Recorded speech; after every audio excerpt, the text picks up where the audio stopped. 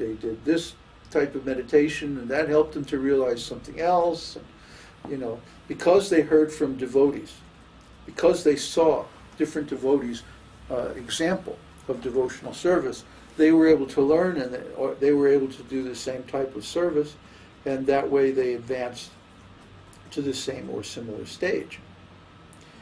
See, so the devotees are the impelling cause because they are more like similar to us.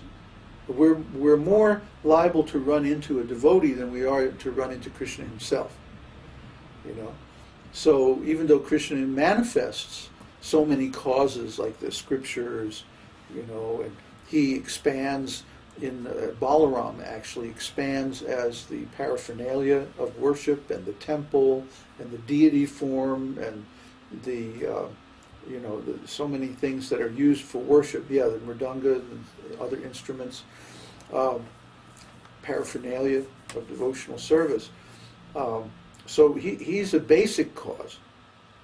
But usually in our experience, it's the other devotees who actually impel us to say, hey, take up this paraphernalia and do this puja, do this worship, do this service, do this chanting. Take these beads and chant this mantra, and do this, read this scripture, and like that. Here's a book, you know.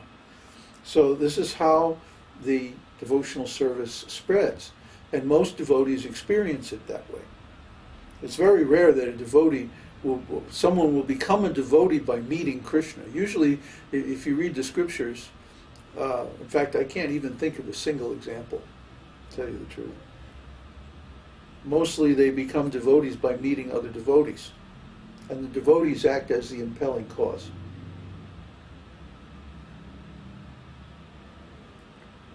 In our case, is that just a preliminary reflection of causes of rasa, or is that... No, that's a real cause. Yeah, it's a real cause, because even before you see Krishna, you know, like I've seen this be out on Harinam somewhere, chanting Krishna's name, and somebody will come along and just start dancing ecstatically. Before I had ever seen the deities, for example, I had been in kirtans. And I came to, oh, this is a good example, because I came to the temple, like when I was getting ready to join the temple, I came to the temple the first time, just before evening arti, and they were having Tulsi worship. So I saw the devotees, and I saw a pure devotee, Tulsi Devi. And because of that, Darshan of Tulsi Devi, then I became ecstatic. I started dancing around Tulsi Devi like a madman. It was great. And so that impetus came from seeing the pure devotee, Tulsi. And then a few minutes later, there was Arti, and I actually saw the Lord.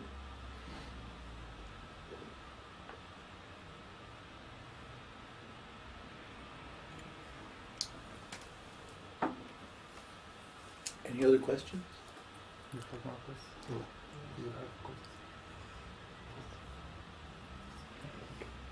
Question from David Lugan. Where was that? Ah, yes. Would a materialistic, non-devotee parent who shows love for their devotee child be loving Krishna through this act? Very indirectly. Because in their conception, their relationship is on the bodily platform. See? From their conception, their idea of the relationship is, oh, this is my son, this is my child. They're not thinking, oh, this is Krishna's devotee and I'm taking care of him. So, but still, they get the benefit of being the parent of a devotee. You see how kind Krishna is? He takes the action. He'll accept the action as service, even if the intention is a little off. You know? Krishna's so kind. He even accepted Hiranyakashipu as the father of Prahlad. Even though Hiranyakashipu tried to kill Prahlad, he still gave him liberation. So yeah, even if the parent conceives of the child, the devotee child, as a material, in the context of a material relationship, they'll still get the benefit. And it depends on the platform of the child also. Yeah. If the child is a pure devotee, the scriptures say that 10 generations of their family get liberated. But how can you liberate your family if you aren't liberated? See? So you can't give something that you don't have.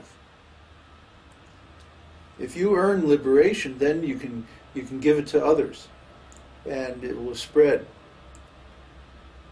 But if you don't have it, then you can't be the cause of other people getting it. But at least they'll get some benefit, no matter what.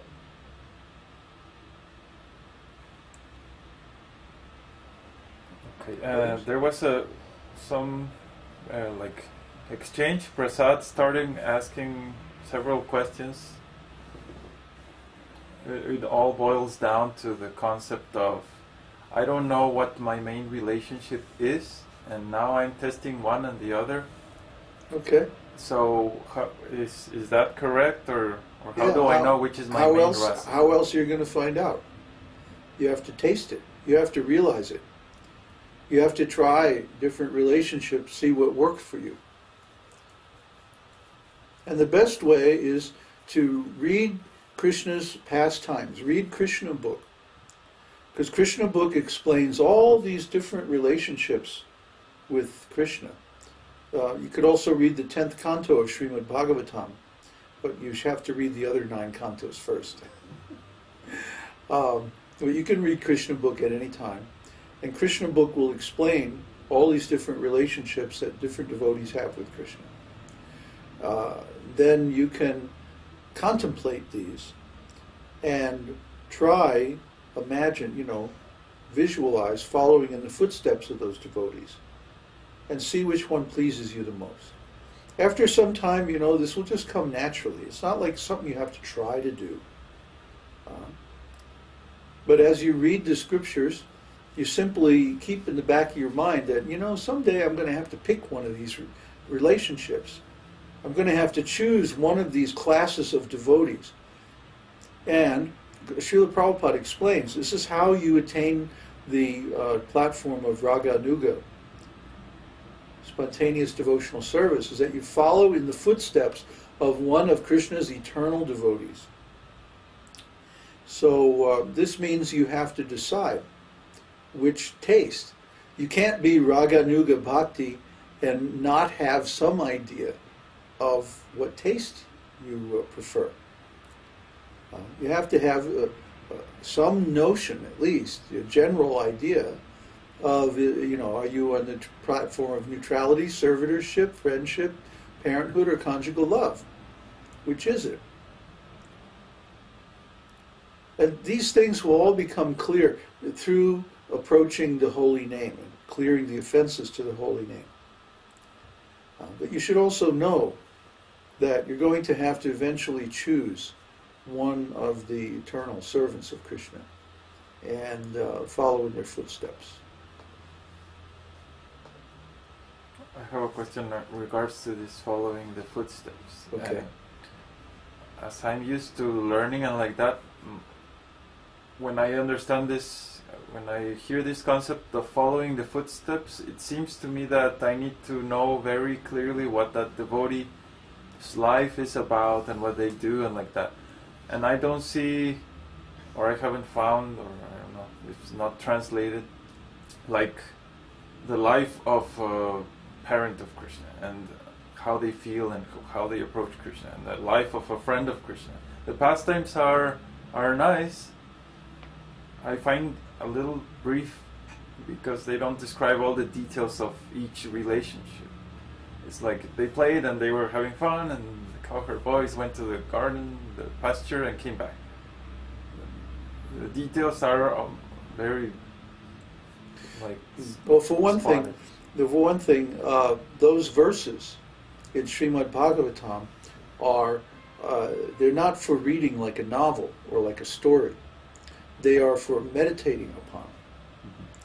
And if you meditate upon them, they will reveal more and more detail, like a flower that opens up and shows more and more internal details. You know, just like the famous Saptasvara verse in Srimad Bhagavatam. You know, if you just read, oh yeah, there's 7 notes, okay. You know? But if you start to look into it, wait a minute, 7 swaras. What is a swara exactly?